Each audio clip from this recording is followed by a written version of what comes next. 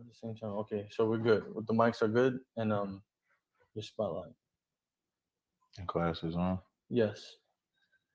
All right, and you said it's on Clubhouse too. Yes.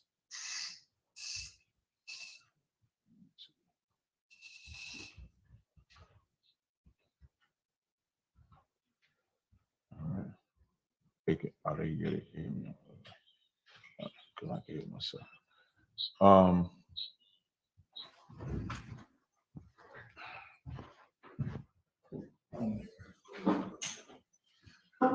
here you have it.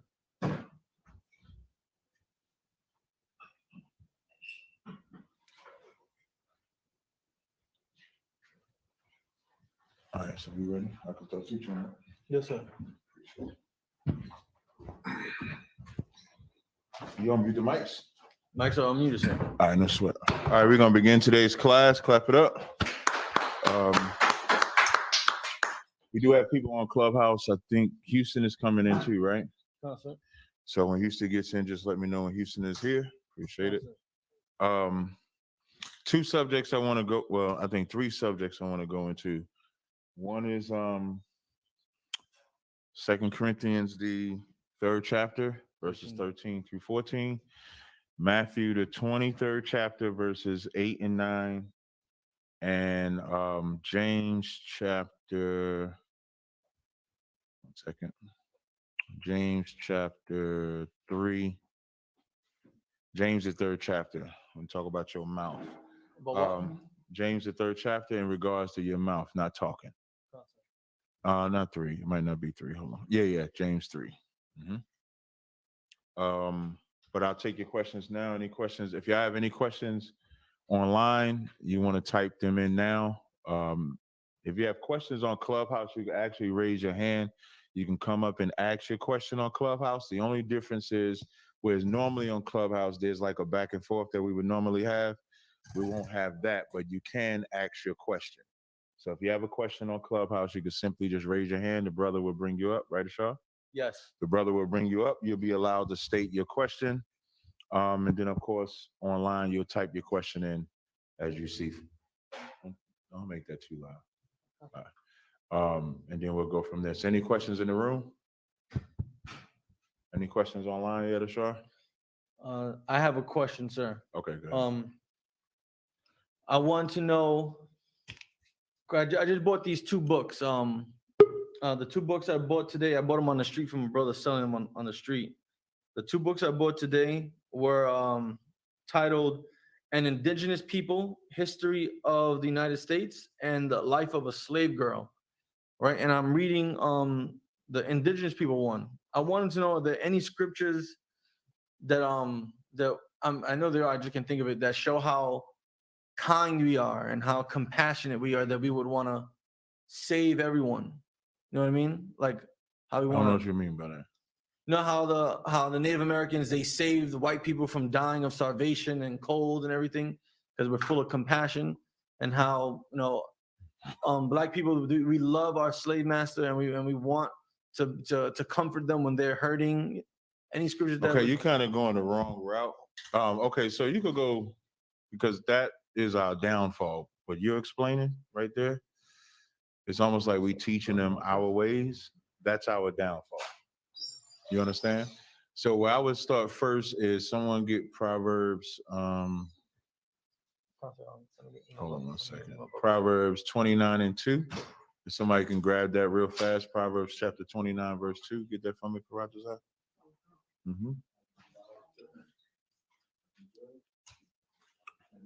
You heard what I said, though, right? No, sir. Please, can you please repeat? What I said was, what you're talking about is teaching them our ways. Like, that's a grave mistake, the way we love the other nations. We teach them our ways, and then what happens? So think about the book you're talking about, indigenous, right? So you talk about the natives, right? Yes, sir. What happened when they taught the so-called white men our ways? They murdered us after they learned our ways. Yeah, they took advantage of our peace. So like Psalms, so first who has Proverbs 29:2? Read that first. Proverbs chapter 29, verse 2. When the righteous are in authority, the people rejoice. Say that again. the people rejoice. That's what it's supposed to be like. Ashar, are you paying attention? I know it's probably hard a little bit, right? So that's what it's supposed to be. If we were under the authority of the Most High, the entire earth would be rejoicing at being under our authority. Keep reading. But when the wicked beareth rule, the people mourn. But when the wicked beareth rule, the people mourn. You gotta be careful with like the way Ashar, like the way you worded that, you know, teaching them our ways and stuff like that. When you teaching on the street based on that book, you want to teach the danger in teaching our enemies our ways. Because when we teach them our ways, even when the Gadites or the Native Indians or the Seminole Indians were teaching them their ways, but they're teaching them our ways. Please say it again, sir. Were they teaching them our ways? Were the oppressor teaching us their ways? No, not the oppressor. Were the Native Indians teaching the oppressor our ways? Yes. No, they were teaching them the Native Indians' way. Oh, I understand. You understand what I mean? Yes, You want to make that distinction. By that time, they probably teaching them about the totem pole. You know, God knows what they teaching them about. So you want to go that route, because go to Deuteronomy 4 and 5. Before you go to Deuteronomy 4 and 5, go to 1 Ezra's 8th chapter and the 70th, I think it's 69.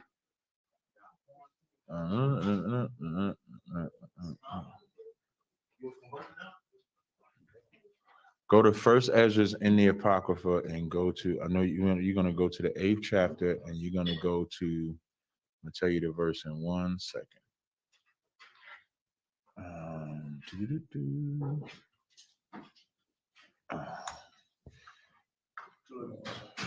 It says, seek to have no peace with them. 85. Start at 84. You want to start at 84 and go to 85. Well, you could just read 85. First Ezra's 1 Ezra's chapter 8, verse 85. So, Houston is on, and 2 more zones are joining. No sweat. Let's give Houston a hand. They joining the live stream. Give Houston a hand. Captain Yadazak, them brothers down there. And Houston, y'all know Houston is like my second home. So give them brothers a hand. You got 1 Ezra's 8 and 85? Okay, you can go read it nice and loud. 1 Ezra, chapter 8, verse 85. Mm-hmm. Moreover, we shall never seek to have peace with them. And that's the problem with Blacks, Hispanics, and Native Indians. We will seek to have peace with everybody, but who else? Who else? Each other. But each other. When you read the verses prior to this, the issue is, read verse 84. Verse 84. Therefore now shall ye not join your daughter unto their sons, neither shall ye take their daughters for now your son. Like, you ain't even supposed to join them in marriage, religion, spirituality, none of that. And that's a direct offense to Blacks, Hispanics, and Native Indians. You cannot tell us that. You cannot tell a Black man he can't sleep with a white woman. You might as well shoot him in the head. You can't tell him that. I was talking earlier today, and I said, like, if y'all gonna tell the truth, right? There's not a more loyal woman than the Black woman to her man. As angry as she can be. Now, I'm not taking away her monstrous capabilities. I'm not taking away that. But she's a monster because she's being loyal to you. Just think about that. Whereas a Black man, he loves white women. He love to sleep with her. He wake up and he don't even need a good, like, pompous, popular white woman. Just give him that fat white devil down the street. Just give him that one. She's about 400 pounds. That's about a good size for a brother. Brother, see that fat 400-pound white woman? Oh, he's in love. So you can't tell us we can't sleep with their women. And the reason why is, let's say you take 2 people get together. Take 2 Black people get together. Whatever they believe in is going to now be compromised between them. Whatever their lifestyle is, it's going to be compromised between them, because you're blending 2 different lifestyles together. And so if we blend with them, we are going to become weaker. So Ashar, when you say the indigenous about teaching them our ways, that's a grave mistake. It's a grave mistake to teach anybody our ways, when we are not established as the dominant force on the planet. Concert. Like, we cannot, like, and this goes right into when people get mad at us because we're only about Blacks, Hispanics, and Native Indians over here. But how could we ever join ourselves to another nation when we can't sit at the table with another? We can't sit at the table with white people. We can't sit at the table with Africans. We can't sit at the table with Chinese or Japanese. They have governments. They have, in some cases, armies, military might. They have power. We don't have none of that. So the only thing we can be is separate. That's all we can be. Read verse 85 again. Verse 85. Mm-hmm. Moreover, ye shall never seek to have peace with them. You see how it says more so, you should never seek to have peace with them? The peace ain't about, like, people think like peace is like you're supposed to constantly go to war. So when you go to your slavery, you got to bang on the so-called white. That's not what it's talking about. It's talking about compromising your culture, your spirituality, your government, your people for them. You can't seek that type of peace with them. When the white man go make functions or he go and make deals with other nations, he's never compromising America, ever. He's never compromising Russia. He's never compromising New England. He's making sure that that their country or their land